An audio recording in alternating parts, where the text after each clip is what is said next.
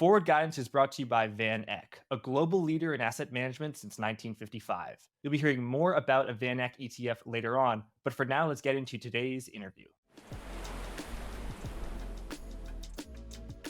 Very pleased to be joined by Barry Knapp, founder and CEO of Ironside Macro. Barry, great to have you here. Welcome to Forward Guidance. Thanks for having me.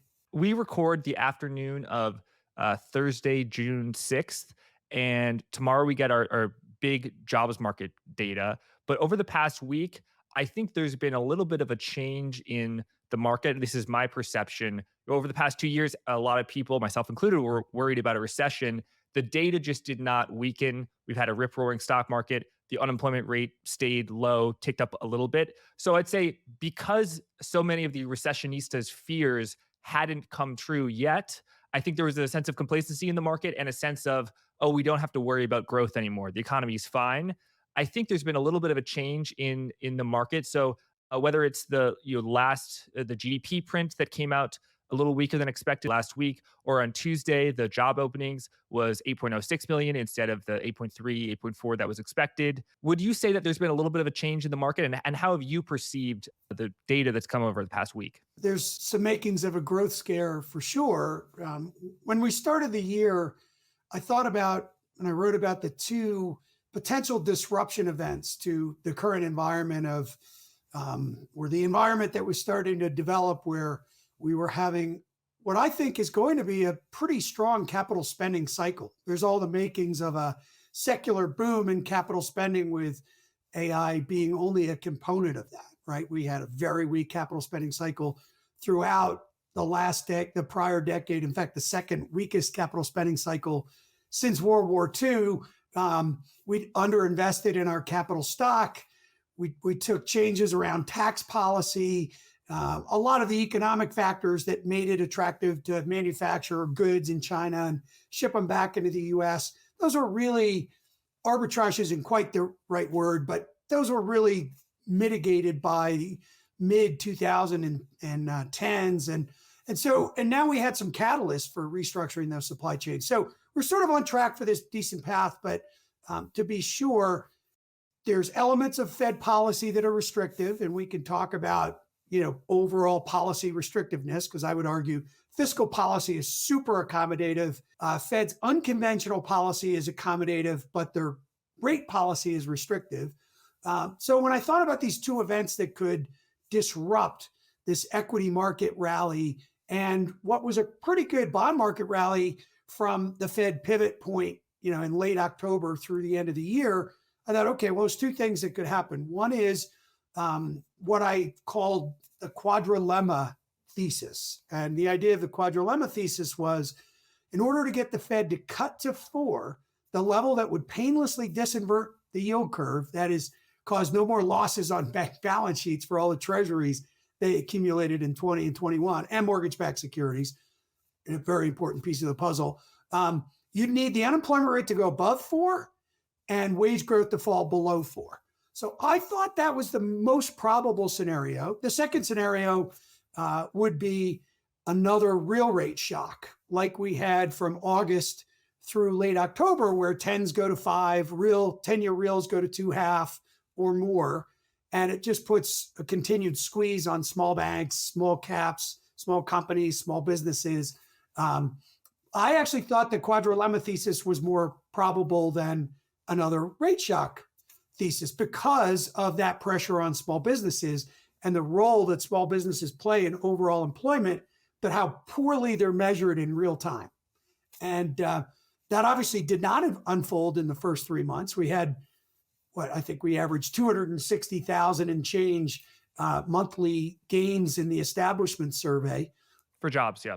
For jobs. So here we are going into this May employment report, and the evidence is starting to mount that thesis I had on small business employment is indeed correct. The question, the debate I've had with clients all year long is, would the equity market, and remember, I'm a reformed equity strategist. I sat in that seat at Barclays for 6 years. One of those key equity strategist talking heads before I went on to work in fixed income at BlackRock. But that notwithstanding, would the equity market look right through weaker growth and a potential, slowing of the recovery we're having in earnings from what I think was an earnings recession, fourth quarter of 22, first half of 23. We had a shallow earnings contraction, 5 or 6% or so for S&P 500 earnings. Would we get concerned about that and the market look right through it to Fed rate cuts without equities having any sort of a correction? Or would a growth scare be worth a 10% pullback? My inclination is to think that because the Fed is in the risk management business, they need to be, they need decisive evidence that things have slowed in order to start a rate cutting cycle with inflation running above their target. We'd likely have to have equities go down first. And so that's the question. We had a couple of days where, after, as you mentioned, the GDP revision on Thursday, the personal spending numbers on Friday, equities were down 40 handles on Friday morning. They turned and rallied on the close. Undoubtedly, that was pension fund allocation into commingled institutional index funds. I ran that business at Lehman Brothers back in the late 90s, so I know how that works. Again, we had a couple of early morning sell-offs on these growth concerns after numbers. The market managed to firm up by the end of the day, but I think we have all the makings of a growth scare. And just to add a little bit more granularity on that, I had a discussion through a salesman with a client today. I have a relationship with Macro Risk Advisors. I run a research unit of macro risk advisors in addition to Ironside's macro. And they asked me, what payroll number did we need for small caps to rally? My answer was somewhere between 125 and 150, and they might be able to rally. Lower than that, you get worried about their earnings, which are already much weaker than S&P 500 earnings. Anything above 200, and the Treasury market likely has a very bad day ahead of supply next week, and small caps struggle in that situation as well. So I've been describing it as a narrow path right now for particularly, small banks, small caps, that part of the market to be able to work their way higher, this so-called healthy broadening out that has been so discussed on CNBC and Bloomberg over the course of this year. So small cap stocks are much more interest rate sensitive, I think, because they have a lot more floating rate debt, unlike, Apple or Google, which have a lot of cash and actually they make more money as interest rates go up on their cash balances. So if there was a hot payroll number, you're saying above 150,000, then that would cause bond yields to go back up, which would be bad for small caps, but too low, below 125,000, and that would actually signal a growth scare, which would be bad. For small caps to do well, you're saying the Goldilocks zone is 125,000 to 150,000? Roughly. But yes, the idea would be that we're getting this deceleration of growth such that Waller talked about 3 to 5 soft inflation prints. Truthfully, what would really get the Fed to move would be an unexpected weakening of the labor market. And 125 to 150 would roughly be that. I'm personally more focused on the unemployment rate because I think it's more likely that the weakness that I believe, there's growing evidence around this, the QCEW data that's comes out with something of a lag is at this point pointing towards something like a 1 million negative revision to employment for that year that ends in the first quarter. If the current trend persists, that's a decent piece of evidence that small business employment is weakening. The ADP small business employment numbers have been very tepid for at least 6 months now. The NFIB survey, we probably get that at some point today. That's been trending lower. There's lots of evidence that small business employment's weakening, and I think that's more likely to show up in the unemployment rate than the payroll numbers. But the broader point is, would signs that the labor market has gone from coming back into balance, you mentioned job openings, I would just take a step back on that a little bit. I've been talking about the evil curves for a long time, right? The Fed loves the Beveridge curve. They love the Phillips curve. So the Beveridge curve is job openings or vacancies on the up axis. the unemployment rate on the down axis, Governor Waller had this thesis that job openings could come down without a corresponding increase in unemployment because we had this excess. If you do a scatter plot on that, we were way above the trend line. And he argued with Olivier Blanchard and Larry Summers about this, and he was right? The openings came down without any real damage to the unemployment rate.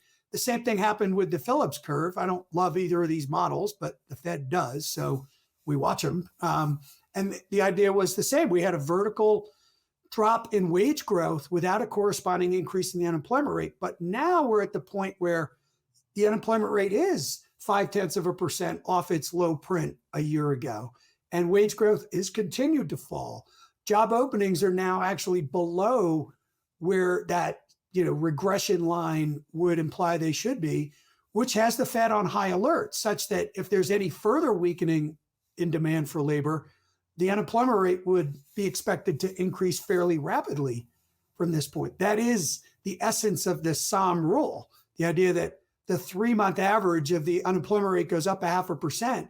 It doesn't just go up and stop like the current summary of economic projections forecasts. It just keeps going, right? And so the Fed knows that. And in order to combat that, they're going to be highly sensitive to any further deterioration in the labor market. Bottom line here is a weak employment report would be 2 of 3, at least a step down from the first quarter pace, and would have the Fed in a position where any further deterioration, and they'd be likely to start cutting rates. And as much as everyone has decided over the last 3 months or so, 4 months, that, the Fed's not going to cut it all this year, I've long believed that this Fed is highly sensitive to a deterioration in the labor market, any miss on their employment mandate, with no political hurdles to them cutting. I just don't believe that would stop them if the labor market deteriorated. At the beginning of your commentary, you referenced a series of labor market data, NFIB, ADP. I think you said something else about revisions, which I want to get into, but all signs that point to a weakening, a softening of the labor market. That's not the big data official report that comes out tomorrow, the non-farm payrolls, which includes the how many people were hired, hourly, part-time, everything, as well as the unemployment rate, which is, explain for our audience, what percentage of people who want a job, i.e. who are in the labor force and looking for a job, have a job. You said that non-farm payroll data that you referenced would be worse for the unemployment rate than for the actual numbers. Does that mean that you think that more people will enter the labor force and so the denominator will get bigger? There's 2 things, 2 major things going on with the labor market. One is that we've had a big increase in the supply of labor. Officially, they're labeled as foreign-born workers, right? We know immigration has surged, and you can see that real evidence of that in the JOLTS data and in the average hourly earnings data. And what I'm pointing to specifically is the sector with the biggest gap between job openings and hiring is the healthcare sector. Healthcare employment is growing at over a 4% annualized rate. The total private sector growth in employment is growing at 1.7%. By the way, government's growing at almost 3%. So sort of fiscal policy discussion, which is always fun to have as well. But so that healthcare sector employment growth is really rapid, but the weakest wage growth of all the major sectors is in the healthcare sector. So somehow a lot of people are getting hired, but they're getting paid not very much. That would lend itself to foreign-born, unskilled workers. And so that's kind of what I think is going on the supply side. So that supply has been holding down wage growth, and the Fed has taken some degree of comfort, but it's only in the lower income quartile. When the Atlanta Fed wage tracker breaks it out by quartiles, and you could see how much the lowest income quartile wages have come down, and that spread between the highest and the lowest, which was at 3.6% in early 2022, the highest spread in the history of that series, going back to the late 90s, that's collapsed down to less than 0.5%. So, we are having this surge in supply that's put downward pressure on wages and kept the job gains fairly robust. But the question is, has demand weakened beyond the ability of the economy to support that? And would the unemployment rate go up? So the establishment survey that the job gains come from, the non-farm payrolls come from, it's 119,000 establishments per year. But like that commercial you may have seen about, you won't watch TV when you're dead, right? We've got the birth death model that trues up what's going on with small businesses. And so the only people responding to that establishment survey are alive. They're not businesses that have gone out of business.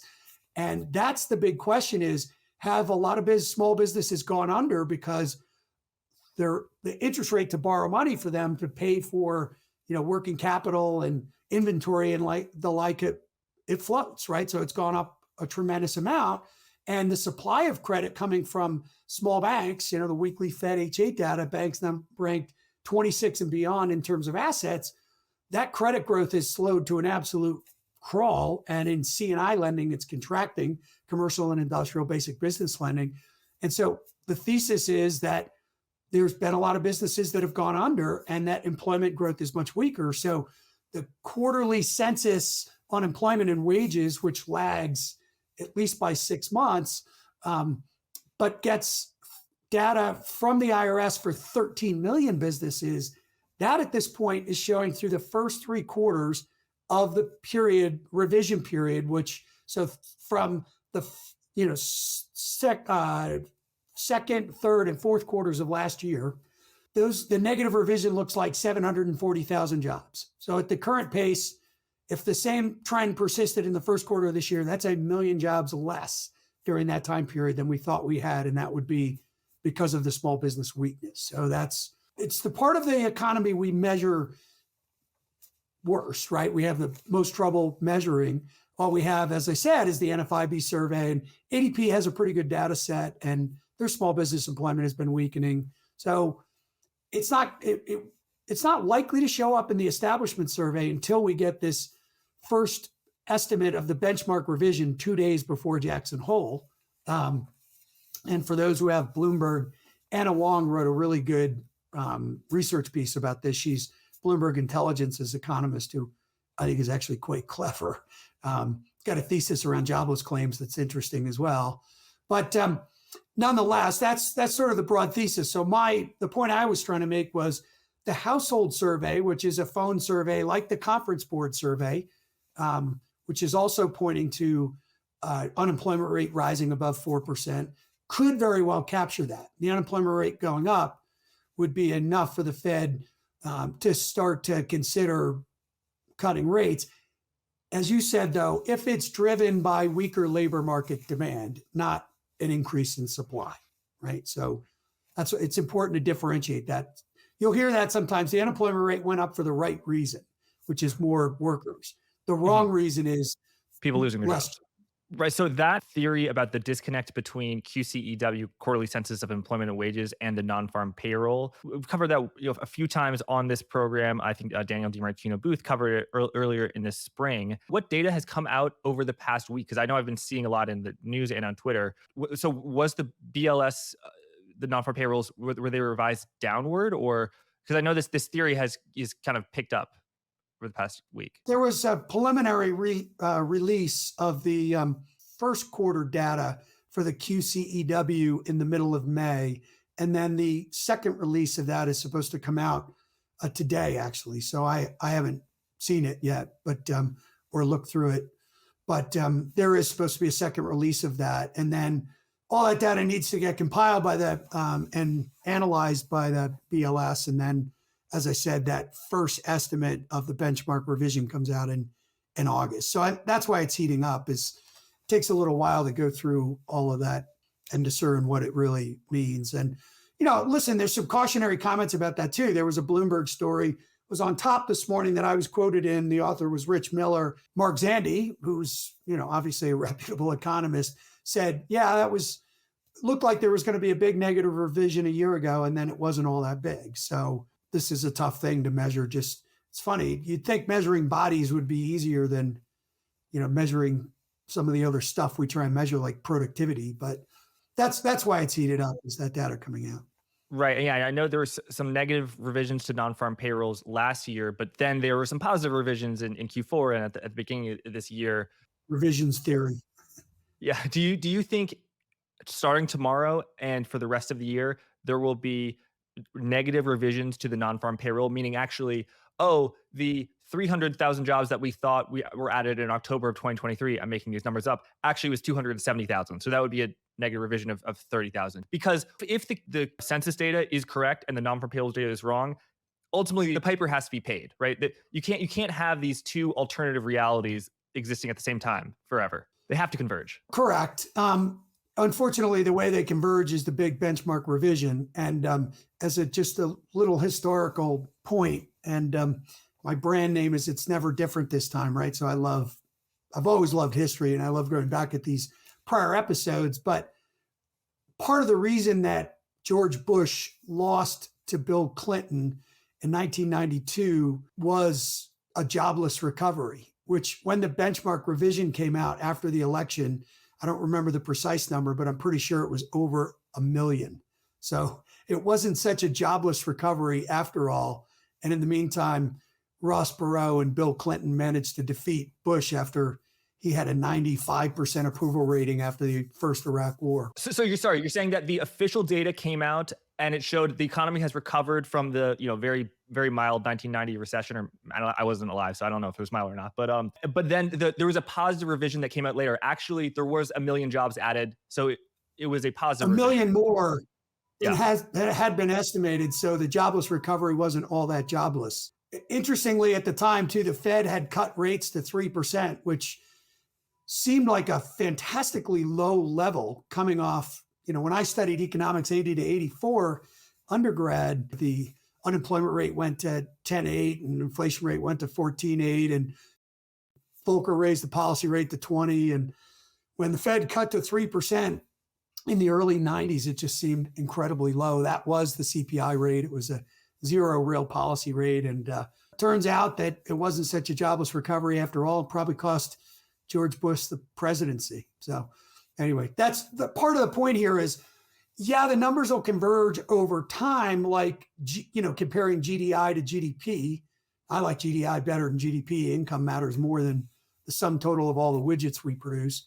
But the way that the numbers converge is these big benchmark revisions, right? So we'll get a first cut of it in August, and some people will notice it. Wonky people look at the numbers like me, but the real revision won't come out till after the election next year. And, it's just interesting to come out after elections too, because that does impact the political environment as well. So not to go down too far down that path, but Right. The real revision to the census. the real revision to the establishment survey, right? Because the way they true up the establishment survey is this birth death model that estimates small business employment. And they get lots of information on new business creation. There's a new series. It's not that new now. It's about 3 years old or so, maybe 4.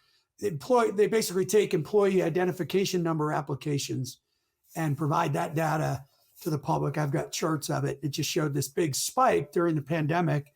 And a lot of people have written about this too. Mike Green's done some good work on it, for example, and said, well, that might have more to do with reporting requirements for people starting small businesses as opposed to a real surge in business creation. But we don't know anything about business deaths. And so a lot of these employee identification numbers might be defunct, and we might have far more business deaths than we thought. There's a related report called Business Employment Dynamics that shows, it only runs through the third quarter of last year, but it shows, that there were quite a few fewer jobs created because of more business deaths than we thought. But it just comes out with such a lag that, in the meantime, we're stuck with this birth death model that trues up the establishment survey. The household survey, is questionable and volatile, but it's not subject to that same dynamic, right? Because they're just calling households and saying, are you working or are you not working? Right. So the census data is a lot weaker than the non-farm payroll data. Meanwhile, the tax receipt data looks okay. And I want to shout out to Wa Buffo on Twitter, whose work I enjoy. Meanwhile, we have the PMIs, which above 50 indicates growth, below 50 indicates contraction.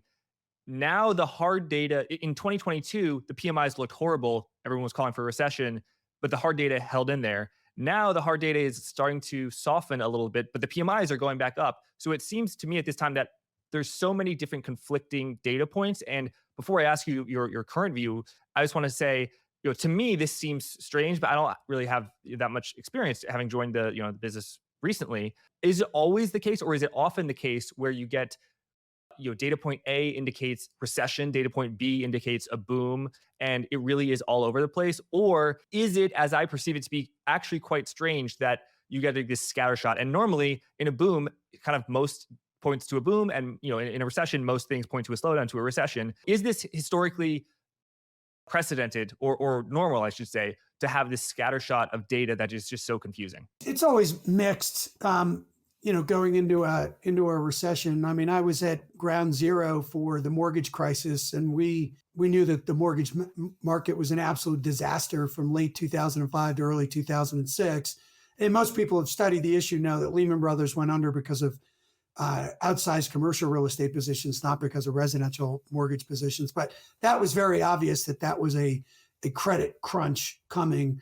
The way I would address the current dichotomy in the data is by considering financial conditions, right? And this is something Powell gets queried on all the time. And it does relate to all this labor market stuff as well. So I mentioned it earlier, we have what I would consider to be the most accommodative fiscal policy outside of a recession in US history. We're running 7% budget deficits. Government spending is 24% of GDP, if you correct for all the California tax timing stuff. And when I was learning economics, no economist would have ever forecast a recession with this level of accommodation from the fiscal government. Government direct transfers to individuals as a percent of disposable income are at all-time highs, other than the pandemic spikes, and 100 basis points above where they were in late 2019. So if you consider, first of all, that modern supply side theory, or what most of us call industrial policy, the so-called Inflation Reduction Act, really the Renewable Energy Transition Act, I suppose, the CHIPS Act and the Infrastructure Act, and how that spending is being done. Remember, the Inflation Reduction Act was supposed to have $340 billion in tax expenditures over 10 years. And the way the rules got written, it's over $1 trillion. So you have this flow. And when you look at areas like manufacturing wage growth, with the manufacturing only having been above 50 1 month since September of 22, that was 2 months ago, before it slipped back below 50, and manufacturing wage growth and construction wage growth, which was supposed to be impacted by monetary policy, right, and really struggle. And to be sure, housing starts are 25% below the peak a couple of years ago before the Fed started tightening. Yet those wages are running 1.5% above the service sector, service providing industries, something that hasn't been true for, I don't know, at least 30 years. So say, okay, well, there's fiscal policy, right? Pushing wages of construction workers higher, pushing wages of manufacturing workers higher, even though underlying business activity from the private sector is fairly soft. So financial conditions from or policy, fiscal policy is uber loose. And then I would argue the Fed went about tightening all wrong. I was arguing for them early on. I'm sure you've spoken to other people that have similar views about this. You spoke to Danielle DeMartino of Booth. She's probably one of them. But most of that easing was in balance sheet management, right? So if you use the Brian Sack paper from 2011 as a benchmark, and there's been others that are similar, the estimate is 560 billion or so of asset purchases is the equivalent of 25 basis points of rate policy, in, if you want to equate it. So one hiker cut. Well, what I'm arguing is through the easing process, they cut rates by 150 basis points, but they bought the equivalent amount in rates of 250 basis points of cuts. The amount of mortgages and treasuries they bought would have equated to 250 basis points of cuts. It was only 150 basis points of actual cuts. So most of the easing was through the balance sheet. When they started tightening for reasons of simplicity, communication, all the Fed stuff, they decided to passively unwind their balance sheet and aggressively hike rates. That caused the deepest yield curve inversion since the Volcker era. In fact, there's only been 3 yield curve inversions in US history, this order of magnitude. Now, there's always this debate, right? Does the yield curve forecast a recession? Yeah, it generally does, right? Or almost always does. But an inversion of 25 basis points is not the same thing as the 3-month 10-year inverting by 180 basis points. It's still inverted by 100 basis points. That's an existential threat to small banks, right? The basic banking business model. And in fact, the Volcker inversion set in place a series of events that led to the demise of the thrift savings and loan, Bailey business, Bailey building and loan industry. It never recovered from that. It was being disintermediated on the deposit side by money market funds at the time, and on the lending side, and that industry was 80% of the supply of mortgage credit in 1980. 600 billion outstanding. They were 480 of it. Commercial banks weren't in the business, and Louis Ranieri and his gang, my next door neighbor used to work for him, were just getting started with securitization, right? So that they never recovered. They were never able to earn their way out of that deep inversion. And we have a similar threat to small community banks today with that deep inversion. So had the Fed decided to go about this differently, and other central banks, including the Bank of England, have sold securities outright, they could have sold all the mortgages they wanted at the beginning of 2021. They probably would have had to hike only to 4% or so. That to me is the level that I think is the R**, right? That's the New York Fed financial stability rate, at least for the banking system, because when they hiked through 3, the Fed's portfolio started to lose money, carry negatively. So did the banking system's portfolio, which is 25% or so of bank assets. And they had some cushion there. So for me, 4% is the level that the banking system operates fine. So then you could sit, you put that together and you say, okay, if you borrow long, you're a household that was able to refinance your mortgage. Financial conditions are not tight, they're loose. You've got a 380 mortgage, or on average, that's the effective mortgage rate. Financial conditions are loose for the household sector. They're loose for large non-financial corporate sectors. We have negative term premium on 10-year treasuries, credit spreads at tights, right? Those conditions are loose. They're uber tight if you borrow at a floating rate, if you borrow from small banks. And so it didn't need to be that way.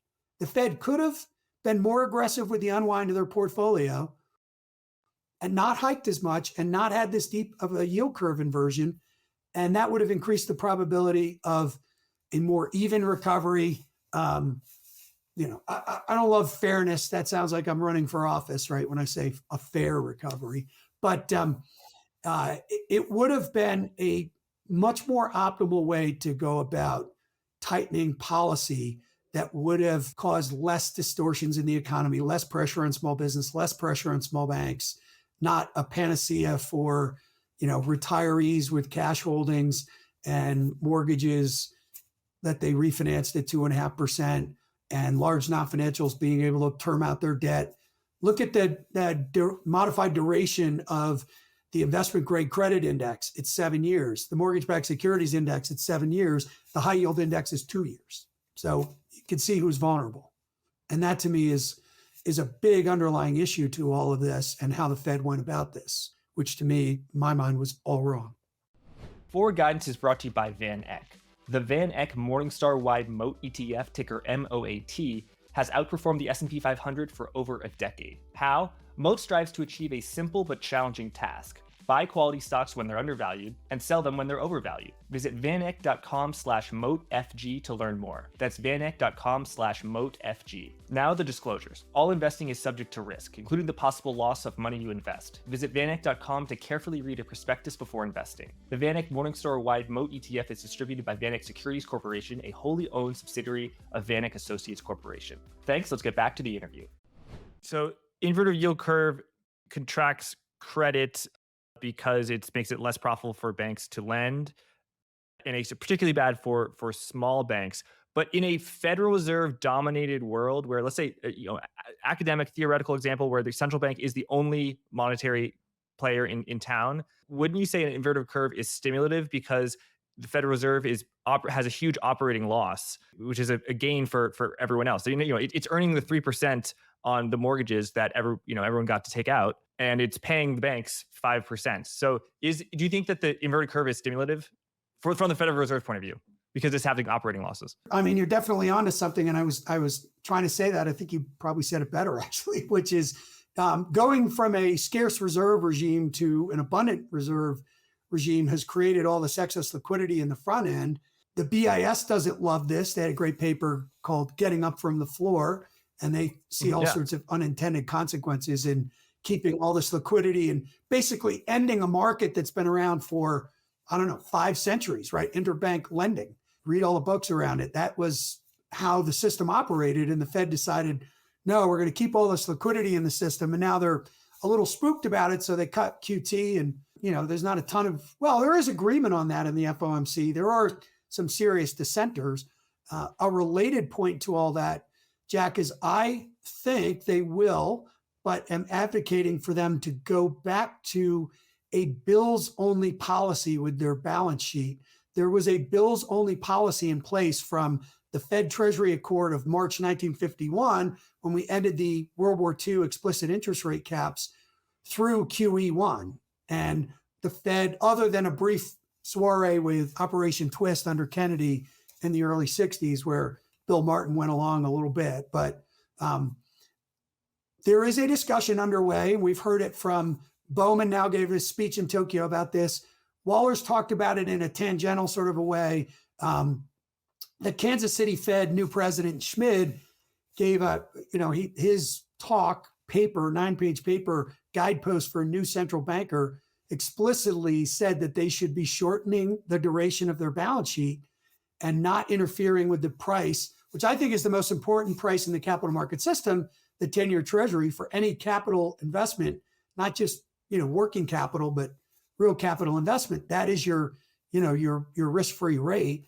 And I agree with you, right? The Fed's created all this liquidity in the front end, which people that can take advantage of it, it's hugely problematic. And they're holding longer term rates lower than where the market would set them, as evidenced by negative term premium and the size of the Fed's balance sheet, and where rates were even at the end of the 2006 cycle, when we had call them price insensitive buyers of treasuries who were trying to suppress their currencies, Japan and China.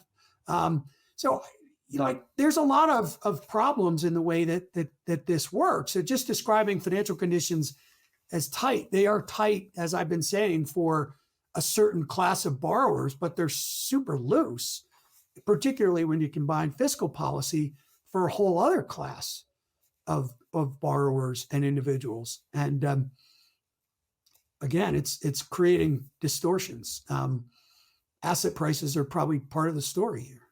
So when I met you at Dean Kernut's excellent event, like 1 minute into our conversation, I realized that you were a very serious monetary policy and Fed plumbing wonk. And I think what you said normally would be over my head. However, I did just interview the former director of the Department of Monetary Affairs, Bill English, who worked with Bernanke to do quantitative easing. So I actually did do a deep dive from the basically Great Financial Crisis system, where the Fed controlled interest rates by doing repos and managing the level of reserves. Now we have an ample reserve regime where they basically just set the rate by saying what the rate is. And how could the Fed go back to a policy? Sorry, when you say a bills only policy, you're saying the Fed should backtrack and do a U-turn from its ample reserve regime that it has now.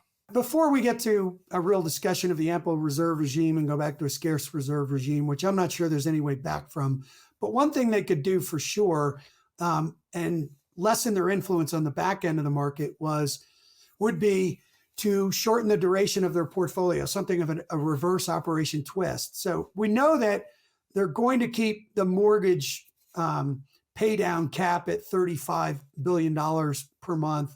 And they're unlikely to get anywhere close to that unless we have a recession. And then they'll probably get weak knees on it anyway. But what they could do with their treasury portfolio is stop reinvesting in longer duration treasuries. So after the last 10-year auction, almost a month ago now, they bought $5 billion of 10s, 15 minutes after the auction, so as to hold their portfolio duration stable. Waller, a couple of speeches ago, talked about how percentage of bills that they hold in their portfolio is only something like 3%. So they've got a longer than index duration in their SOMA portfolio. They could simply, any securities that roll off, reinvest in the front end. Maybe it's not just bills. I think it should be bills, but start shortening that duration and lessening their influence on, their average duration is probably 6.5. I haven't checked it recently, but that's where it was going in, and they've been holding it constant. So, 6-ish. They should just let any securities that come due reinvest into the front end, and that would lessen the impact on the longer term part of the curve. Now, that in an environment where we're running 7% budget deficits and interest expense is going to be the biggest item in the budget, there's a cost to that, right? But the ultimate benefit for that is economic efficiency and more efficient allocation. I'll cite an example. When the Fed was buying $40 billion of mortgage-backed securities per month and reinvesting something like 55 or 60 billion during 2021, when we had an absolute refi boom, the spread of mortgages to treasuries went to all-time lows. So it wasn't just that individuals got to refinance their mortgages. This was an absolute panacea for Blackstone, for any of the big REITs, right? Mortgage REITs, untraded REITs or otherwise. And they could raise money cheaply, go ahead and buy residential real estate. We had a 46% spike in the Case-Shiller 20-city home composite home price index, which is, retraced a small amount. Now we're higher still. I think it's 49 is the number or so now. And we drew in REIT money to buy residential real estate to turn them into rentals, crowding out millennials who are forming households at the fastest rate since boomers in the 70s. If that's not capital misallocation or what the Austrians would call malinvestment, I don't know what is, right? So again, I think the Fed first order business is shrinking that influence on the long end and getting out of that business of influencing those long-term rates. Again, that Kansas City Fed President Schmidt paper articulates these points quite well. And, later on, we can talk about the fact that they basically shut down the interbank lending market and they just stand in the middle of all transactions. I don't understand why they thought that was necessary, but I do. It was the run on repo in 2008, but I don't think that was the right solution. Right. And maybe just a consequence of if you want to do quantitative easing, you're going to cause the amount of reserves in the system to explode. And the only reason that banks would borrow and lend to each other is because they don't have enough reserves and they're bidding them up. That was a market disciplining dynamic, right? Was the interbank lending markets, the commercial paper markets. If somebody wasn't managing their finances right, then other banks would be less likely to lend to them. As much as I suffered with the Lehman Brothers bankruptcy, having been promoted to managing director in 2000 and having a big slug of stock that was untradeable. You couldn't sell it for 5 years. I hate the idea that happened, but all of us had too much leverage, right? I got asked about this on CNBC in something like 2010 or so. And it's probably Joe Kernan who asked me, when did you know you were in trouble? And I said, well, we were shorting mortgage REITs in May of 2008 with 25 turns of leverage with assets we knew the government would ultimately backstop because we thought that was too much leverage. We had 30 turns of leverage and we had a much less liquid asset base. So when the bid-ask spread on your assets are as big as your capital base, and then there's a run, you can't possibly sell those assets and cover, the capital hole, right? So interbank lending was part of that disciplining process. And to just eliminate it and have the Fed sit in the middle of all transactions, to me, just makes the system ultimately riskier in the sense that if a Fed official wakes up one day and decides, we don't want to bail out that bank, which is what happened to Lehman Brothers, right? We had sufficient capital or sufficient liquidity. You can read the book, The Fed and Lehman Brothers by that Hopkins professor, Lawrence Ball. But Paulson just decided, no, Lehman doesn't get a deal. I need a political sacrificial lamb here. And it's going to be Lehman Brothers, right? So that's part of the BIS criticism of having an abundant reserve regime, is that you're subject to the whims of policymakers. And that's ultimately a part of the global financial crisis story that's not really told. Was, when Paulson decided Lehman doesn't get a bankruptcy, but 2 days later AIG does, and Fannie and Freddie do. And then when we got to the auto bailout, which basically gave the union health benefits a bigger payout than the creditors, right? This is not the way it would have been settled in the courts. So, what ultimately it took the government backstopping the 19 biggest banks to stop the run in March of 2009. And that's the problem, right? That's Hayek's rule of law, is when the government has ultimate control over who wins and who loses, not the courts, not a system with checks and balances. So anyway, we're kind of deep down in the weeds in this abundant reserve regime, but it essentially comes down to whether you believe that markets can ultimately allocate capital better than what Schumpeter thought would be some elite technocrats that could do, could create innovation and do a better job, right? And I'll never believe that. 40 years in the business, I've been watching governments make mistake after mistakes. Markets swing, but that's how, that's part of the disciplining process. And so in some ways, what happened at Lehman Brothers and the financial crisis was inevitable because of the amount of leverage. So. Right. For our viewers, the Federal Reserve's official policy rate remains the federal funds rate, which is the interbank market we're talking about. But as I learned from Joseph Wang, that market is largely inactive, inert, dead. As you say, the only serious player in it is the federal home loan banks, which not a lot of people talk about, but it's definitely a big player, and they don't earn interest on reserve, so that's why they go to the Fed funds market. Barry, not to ask you a hardball, but you say that the world before, when the Fed fund market was alive and well, we had market discipline. Would you say that banks have acted in a more prudent, risk-averse way before the Great Financial Crisis or after? It's hard to say that they're acting more prudently after, because, well, first of all, that the global financial crisis was a disciplining event, right? I mean, anyone who went through it, like Jamie Dimon, for example, is never going to forget it. So there's no chance that Jamie Dimon was going to take the risk. And by the way, for those who don't know this part of the story, they had hired a big CDO team that wasn't quite up and running when the financial crisis hit, which is why they didn't have CDO exposure like Citibank did or otherwise. They just weren't in the business at the time. So thinking that these big universal banks have been around forever, they haven't been, right? It just started in the late 90s. So it was investment banks.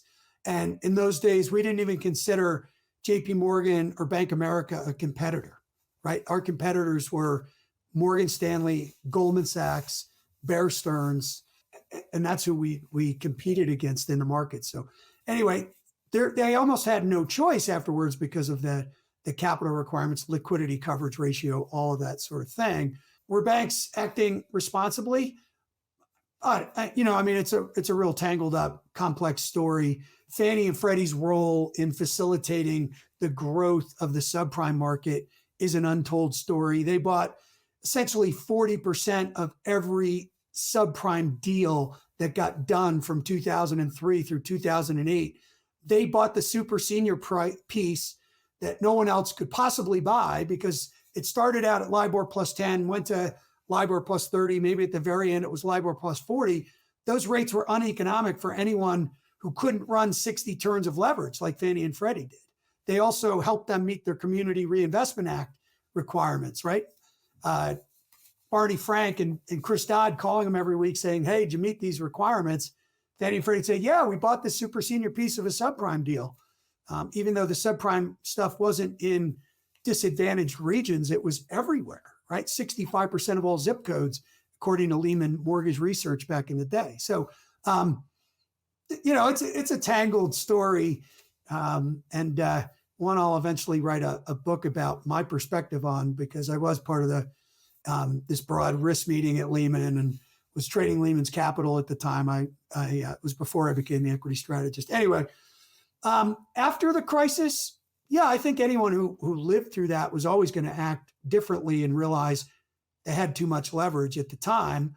But the regulatory regime just basically took the disciplining process out and said, banks, you have to hold this much cash, and we're going to stand in the middle of every transaction. And so they're not even comparable events, right? Right. And so, yeah, banks had far less capital, and now they have more capital in large part due to regulatory reasons. I also think that, people say, oh my God, credit card delinquencies are going up. That could, implying that could cause some sort of financial crisis. I would strongly disagree with that. I mean, if there's a recession, obviously they could spike up. Banks would lose money, but banks know that credit cards are risky. They know that people have, it's an unsecured loan. But they know that. So they provision for that accordingly. Whereas I think, and obviously I wasn't there, but banks thought that mortgages were safe. And so that they could have super high leverage against it, because housing had never gone down nationally. And, I'm diversified. I own, mortgages in LA and New York, even though, we had a downturn everywhere.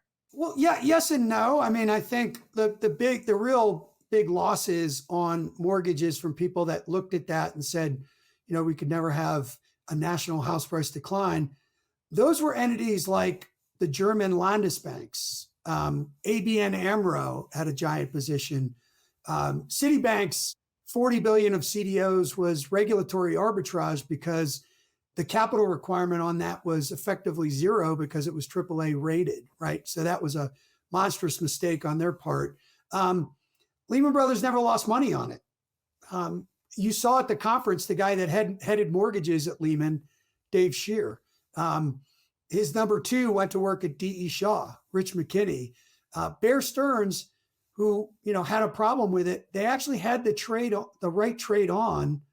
They were short the triple B tranche and long the AAA tranche, but then the AAA tranche just went down because Fannie and Freddie stopped buying it, liquidity problems. That's the piece that they never thought would default, and ultimately it didn't. Like all that paper that Fannie and Freddie held that they sued the banking system for in 2011, it never really pierced the thresholds, and they never actually lost money on it. It just traded at 50 cents on the dollar for liquidity reasons, right? No one wanted it no one could buy it other than Fannie and Freddie and some German Landesbanks arbitraging the capital regime, which put zero risk weighting on it because it was AAA. So it's a really complicated. It's a really complicated story. This is you asked me early on about understanding the plumbing and all. I'll just never forget sitting down in 2006 with all the money fund guys in our repo desk and learning about SIVs, right? Special investment vehicles that were funding all these transactions, and like drawing arrows and like, holy cow, this is amazing. Like, didn't even realize how big an industry this had become. So yeah, it was complicated. It was arcane, and ultimately a very difficult thing to untangle because of the leverage, right? I mean, the fact that there was just too much leverage is the real answer to the, why the investment banking industry is no more. And I think we lost a lot when we lost the investment banking industry, because that's where the innovation came from. I mean, my own role in all this innovation in the 90s was, before there were ETF transactions, we were doing those trades for macro hedge funds. People were calling me up and saying, I want to get short the transports. We would do a program trade and get them short the transports before there were ETFs. Lots of different cool transactions like that. So it was a real dynamic industry. Now, one thing I would point out from a broad leverage perspective on the banking industry, and this is kind of key because there was the administration's proposal to increase the capital in the banking system by roughly 20%. It was going to be a higher SIFI surcharge on the mega banks. It was going to be unsecured debt on larger regional banks, a change in the Community Reinvestment Act that Michelle Bowman thought required an act of Congress, but that Michael Barr, the vice chair for supervision, Grunberg, the head of the FDIC, all thought they could do just by edict. And there was a lot of pushback on it. But what that would have done that increase in capital would have pushed return on equity in the banking system well below 10%. And that 10% level is a key threshold. By the way, we have fallen bank return on equity as deposit rates, which lag the returns that they get from things like RRP and overnight rate on reserves. ROE on the banks, S&P 500 banks index, has fallen from 12.1% to 9.7% over the last couple of quarters.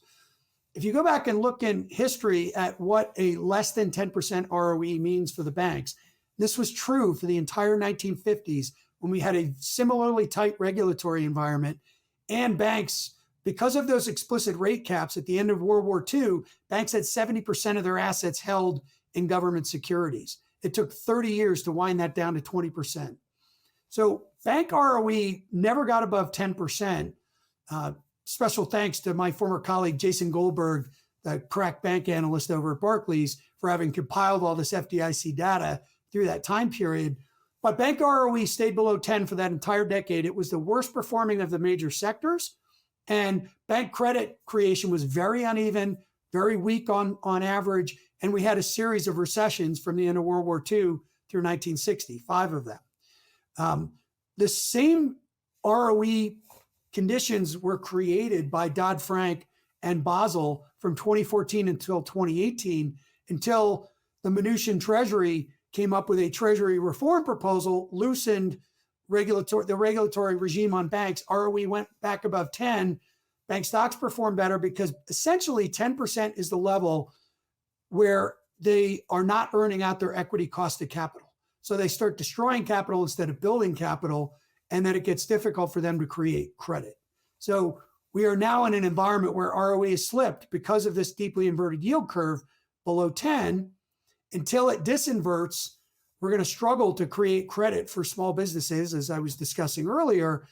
And had that capital reserve increase gone through, and it looks at this point like it's likely dead, although, if Biden's reelected, it may get revived.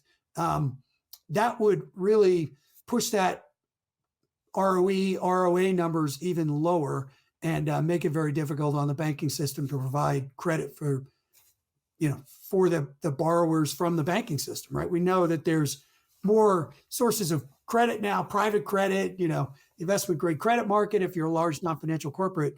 But if you're a small business, going to be tough to get money from your bank, right? Small developer, there's another example. My former colleague, Steve Kim, the housing analyst at ISI, would tell you that 70% of single family housing starts are mom and pop builders. The other 30% are the big publicly traded builders. Huge advantage right now for, Dr. Horton and Pulte Homes and all the other publicly traded builders relative to the mom and pops, which is 70% of the market, right? So I want to cede you 2 things. Number one, thank you for correcting me about how the correlation point really was for people who were, hence my underweight of the banks. the correlation point, people betting on New York and LA not going down at the same time, that really was concentrated in people who were along the CDOs, which held the mortgage-backed securities, not necessarily the holders of the MBS. And secondly, I want to say, just because I've read a few books about this, that like I don't have any experience, so I definitely do defer to you on this. But when it's a really good point about return on bank equity, which was very high in the 1990s and before the great financial crisis, and certainly has been lower. I think that different sectors have different return on. So, for example, MasterCard, or Visa, they have almost no assets and they earn a bunch of money. Same with Apple, because that's just the level of the business. Like a bank will always have a lower return on equity than Apple because Apple's return on equity is ridiculous. I think MasterCard's is actually over 100%. If you let the bankers control everything, wouldn't they just say, we don't have to hold any capital and we're just going to make a bunch of money and pay ourselves large bonuses? And then when it all goes bust because it's too big to fail, there will have to be bailouts. Like if every CEO was as responsible a steward as Jamie Dimon, I think that would work. But I think isn't a lesson from before the financial crisis that there needs to be some sheriffs in the town.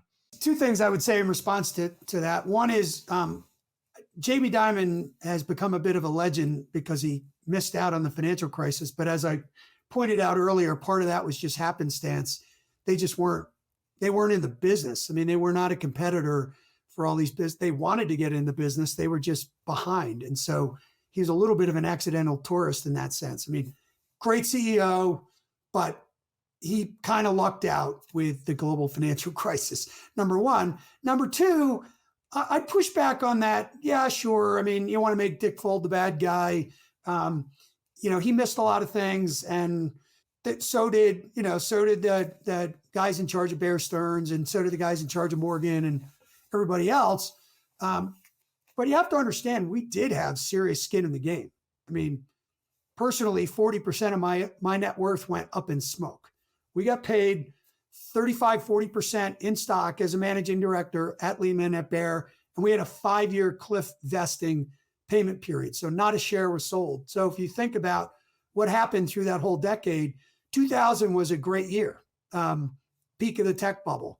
We all got paid well. After 9/11, our compensation got chopped 40%. It didn't go back up in 2002. And by the time the 2003 stock vested, Bear Stearns was going down. So basically, your whole pay for that period from that 2000 peak through 2008 got wiped out. We paid for it. We all paid for it. Now, nobody's crying for us. I knew, son of a college professor who went to college thinking he was going to play pro soccer. I went to Wall Street. I fell in love with it. I'm in love with it this day. I have no plans to ever retire. This is the most exciting, cool thing I could ever imagine doing. Every day I wake up, can't wait to get to turn on my Bloomberg and see what's happening. This is awesome. And I knew there was risk involved in this. I was never doing it because I want to be a wealthy man or otherwise. But there was, there was a little bit of pain there for most of us who were at Lehman Brothers. I went to watch the Lehman trilogy down at the Denver Performing Arts Center last Saturday. And fortunately, they didn't dwell too much on the financial crisis because I would have said they probably got it wrong. But, that's the history of this business, right? I mean, you're going to have these booms and busts. And I don't think the Fed can regulate them away. And I think if they do regulate them, they're going to make the economy work less efficiently. That's sort of my broad point, I suppose. I think that the stereotype of Washington, D.C. Congress bailing out the bankers and then paying their bonuses, I think that it really was not true for Lehman because Lehman did not get a bail. Lehman failed, and people who had a lot of money in stock, it was basically worthless. So I feel for you and all the other employees of Lehman Brothers. I think that characterization is probably more apt for a bank like Citigroup, which really took a bunch of undue risks. Was one of the world's leaders and CDOs, but it got bailed out and then did pay their executives and staff very richly. I want to ask you, earlier you said it wasn't subprime that got Lehman into trouble. It was commercial real estate exposure. Tell us about that, and what were the other assets of Lehman Brothers that got it into trouble? Commercial real estate. So we had a commercial real estate division that sat over on Park Avenue, not on 7th Avenue, where we moved after 9/11. And that commercial real estate division owned $36 billion of real estate across 2,700 positions. Bank of America was very interested in buying us. On the Thursday before that fateful weekend, they came in to visit and went through the books and looked at it and essentially told the Fed, if you give us the Jamie Dimon deal where you take, in that case, they took Bear Stearns, $30 billion of Bear Stearns assets. They put it in what was called a maiden lane portfolio. BlackRock managed the unwind of it. and they took the rest of the bank. Bank of America wanted the same deal with Lehman and said, take the 36 billion, Fed backstops it, we'll take the rest of the bank, everything, international piece, the whole rest of it. And it was Paulson, and I think it was Paulson ultimately made the decision, but the decision was no more deals. And that was the piece that was the illiquid assets that was equivalent to our equity capital, right? So wasn't residential. In fact, I mean, it's well documented too that the U.S. broker dealer that was sold to Barclays, 82 billion aside in positions, made Barclays a tremendous amount of money in the fourth quarter of 2008. So we were basically short everything: equities, credit, mortgages, rates people. That those businesses, the core capital markets businesses, over on 7th Avenue were in great shape. It was this illiquid asset, commercial real estate asset, that was a problem. And ultimately those assets turned out to be fine. They just couldn't be sold in a fire sale, right? I mean, that's the story with commercial real estate today. For our viewers, a Maiden Lane portfolio, it's called that because the street across from the New York Federal Reserve is called Maiden Lane, which is a very interesting building to look at, as well as a very good movie theater right across the street. So tell us about these commercial loans. Were they packaged into CDOs or CMBS instead of RMBS, residential mortgage-backed securities? The commercial real estate assets that they own, and the sort of the history of this is kind of interesting too, because in 1998, when long-term capital went down, one of the big concerns during that crisis was commercial real estate assets. There were three big players in commercial real estate in the CMBS market: Nomura, First Boston, and Lehman Brothers. Nomura and First Boston had been paying the head of their division a fantastic amount of money. They'd been making these loans, taking the present value of those assets and then paying themselves tremendous amounts of money. We hadn't been doing that. We'd been reserving against those assets. So Lehman Brothers stock got crushed during the long-term capital crisis because everyone assumed, we were losing money on our commercial real estate assets. We weren't. And we reopened the CMBS market. We'd been taking reserves against it. We were in good shape. We reopened that market with the first CMBS deal after, the Fed emergency rate cuts and all, and the LTCM package. So that emboldened Fold and Gregory, and the head of the CMBS or CRE division. And they just kept growing that business throughout the 2010s. It's pretty well known that there was some dissent on that front, and that now head of Exodus Point was one of the dissenters who ran fixed income at the time. But probably the most, the poster child for the illiquidity of the assets was we owned raw land in the Inland Empire, which is, out by San Bernardino and all in California. I'm not a California guy, but anyway, there was a lot of illiquid assets there.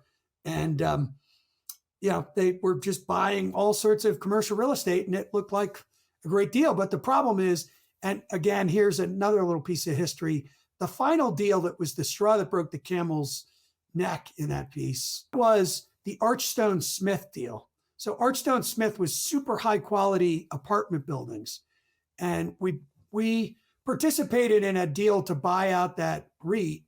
We put 500 billion of equity into it. We had a chance actually to break the deal when it was clear that the market was coming unglued in 2007 after that little mini crisis in August, Civ crisis, and then the quant meltdown. And we had a chance to get out of that deal, and we didn't. And the problem with that deal was not that the assets were bad. They were good. I mean, those are high quality apartment building assets. It was done at a 3.2% cap rate when the policy rate was 5.25%. And so that to me was the breaking point. We all knew it at the time. We said in the capital markets division, we were all saying, why are we doing this deal? It carries by negative 200 basis points. These properties all have to go up in value to make this make any sense. It just looks like a dumb deal. I mean, capital markets people, you don't fund something at 5 that carries at 2 or 3, excuse me. And that was that was sort of the end. So again, the assets turned out to be good. Just like that story I told earlier about thrifts. Those mortgages were not bad assets. They just couldn't be financed at the right level. And I think that's why how people misinterpret what's going on in the banking system today. I don't believe there's any big assets are bad crisis coming along. It's just that as long as this curve is this deeply inverted, how are they financing, taking in new deposits and funding mortgage loans that they made at 3%, right? That was the First Republic story. Or how are they going to help finance the government right now? This is why I focus on the auctions in the belly of the curve, where traditionally the banks would buy 5-year treasuries, but you can't buy 5-year treasuries at 4.30 when your deposit cost is 5.5. And that was part of the story of the financial crisis for Lehman Brothers, was those commercial real estate assets at the wrong price. I know from Lehman Brothers, extremely levered. They were funding themselves in the repo market and in the asset-backed commercial paper market. At what point, if you can remember, and you probably do, is my guess, did you start to realize that, okay, Lehman Brothers doesn't just have an asset problem, but it has a funding problem? Yeah, no, that's absolutely true. I mean, the final straw for us was JP Morgan increasing the margin requirement on overnight sponsored repo, 5 billion of it or something. And, that was the end of it. So yeah, I mean, there was a lot of financing that was done in overnight markets. And of course that started the run on money funds when the Prime Fund owned $70 million or something of Lehman Brothers commercial paper. And that was part of the problem. But that's basic banking, right? I mean, borrow short and lend long. And this was the ultimate: borrow short, lend long, and have too much leverage and not be able to fund yourself. So, and that's what has led to the Fed's ample reserve regime system. So every action gets a reaction, right? And the Fed's decided, well, if we sit in the middle of all transactions, then we won't have a run on repo. Been lots of good papers written on that. And again, that was part of the final unwind of Lehman's story, for sure. My argument would be they went too far, the Fed, but there's obviously others that would disagree. Right. Well, thanks for indulging my fascination with this period of history. Barry, coming back to the present day, we're recording this the afternoon of Thursday. Next Wednesday, is the Federal Reserve FOMC meeting. So we're going to get a summary of economic projections with their dot plots, as well of course, the statement and the Powell press conference at 2:30. What is sort of your playbook? What are your expectations for what we're going to see? I would say that there's 2 more important data points before that Fed meeting, tomorrow's employment report and then the CPI report on the morning of the meeting. Assuming that they are inline numbers, you'd have to guess that the infamous dot plot would be would move incrementally from the last meeting. So that would be something of a hawkish event. I doubt very much that, despite a growing constituency within the Fed that is sympathetic to my bills only policy, that given that they just started the reduction in QT, they're not going to be actively discussing this. Or if they're discussing it, it'll come out in the minutes. It probably won't come out in the press conference. So I think we're just left looking at the dot plot, looking at forecasts, and wondering if another weak employment report, if we get something tomorrow that's closer to the April number than January, February, or March, 260,000 per month trend, if that would be sufficient to get them to consider a September cut. So I don't think it's going to be a particularly interesting meeting. We got a little bit of a surprise last go around with a bigger than expected reduction in QT. I know they said they did that because they're worried about another SEP 19 repo spike. I think they did it along with the Treasury buyback program to try and stabilize the back end of the Treasury market. As Bill Martin, the Fed chair from 51 to 70, said, the Fed is independent within, not of the government. So I think that's the true motivation, but we'll never hear that from the Fed. So forget about waiting, for Powell to say anything to that effect. And so, unless we get a decidedly weak number tomorrow, it's likely to be a very unexciting press conference. July could be much more interesting. And I think Jackson Hole, given what the Kansas City Fed has announced and the view of the Kansas City Fed president, that could be a real deep discussion about the balance sheet and could be very interesting for people like me to think that the balance sheet is adding accommodation. I know this has been a Dave Zervos position as well, that balance sheet is adding accommodation. So, but I don't think we'll hear much about that next Wednesday.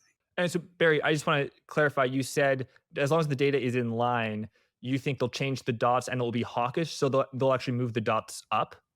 Yes, I mean they were barely still at 3 in March, right? So it's likely to be closer to 1.5. For a number of cuts, yeah. People who listen to every speech for the number of cuts, right? So people who listen to every, look at every speech. I don't read every speech. I read speeches of the officials that I think are important and influential. And I actually think the two most interesting to listen to, well, Waller's far and away the most interesting to listen to. I think Williams is important as well. I attended listened to the Economics Club of New York, which I'm a member of, event last week. And Sarah Eisen did a good job pinning him down on our start and the like. But you'd have to think that, consensus is probably consensus within the FOMC, that is closer to 1 than 3, right? So we could even be at 1 dot. And given that ferocious rally we've had in the Treasury market, that wouldn't set up particularly well. I mentioned a lot of it earlier about small caps and how they're set up for the numbers tomorrow. A weak number, too weak a number is bad, and too strong a number is bad. Well, for the Treasury market, given that the magnitude of the rally we've had, probably the only outcome that's good is a sub 100 number, right? And that sub 100 number would probably change the tone of the Fed's press conference and alter the dots a little bit. But if we don't get that, then you'd have to think that at least the forecasts are going to be fairly hawkish for a Treasury market that I think is ahead of itself, right? I think we're at 4.5 to 5 by the end of the year under most economic outcomes, because I still think the back end of the Treasury market's in the wrong place. In other words, Fed could start cutting and the back end could sell off. Got it. Well, Barry, thanks so much for coming on, sharing your insights and time with our audience. People can find you on Twitter at Barry Knapp. Of course, that's KNAPP. Tell us where people can find your work at Ironsides Macro. So it's published on Substack under ironsidesmacro.substack.com. After all those years on the street, Fidelity, while I did my MBA, Lehman Brothers and Barclays for 25 years, a couple of BlackRock and a couple of Guggenheim, I started Ironsides Macro. So in essence, it's an independent provider of macroeconomic research and strategy. And I decided to house it on Substack. And the network there has been growing. And so the features they've been offering are growing as well. And I decided not to build my own, but to use them. I'm also in charge of a joint venture division with Macro Risk Advisors for those who are inclined to trade equity derivatives, equity options, ETFs, and the like, and prefer to pay for research with the old-fashioned way with commissions and trading. You can access my work through Macro Risk Advisors as well. So. Got it. Well, I love Dean. Dean's great. So I'm glad I got a chance to meet you at his event. Barry, thanks again. And thanks everyone for watching. Thanks for watching. Remember to check out vaneck.com/MOATFG to learn more about the VanEck Morningstar Wide Moat ETF, ticker MOAT. Lastly, Forward Guidance is available not just on YouTube, but on all podcast apps, and a video version is available on Spotify and Twitter, where I post interviews regularly. Thanks again. Until next time.